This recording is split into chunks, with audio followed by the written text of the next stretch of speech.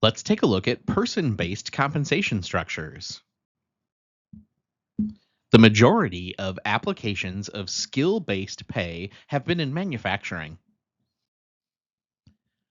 An advantage of skill-based plans is that people can be deployed in a way that better matches the flow of work, thus avoiding bottlenecks as well as idle hands. Skill-based structures link pay to depth or breadth of skills, abilities, and knowledge a person acquires that are relevant to the work. The wage attaches to the person.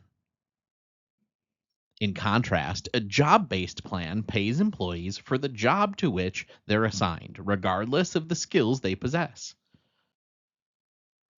Employees in a multi skill system earn pay increases by acquiring new knowledge, but the knowledge is specific to a range of related jobs. Pay increases come with certification of new skills rather than job assignments. Employees can then be assigned to any of the jobs for which they're certified based on the flow of work. The skills on which to base a structure need to be directly related to the organization's objectives and strategy. One of the main advantages of a skill based plan is that it facilitates matching people to a changing workflow.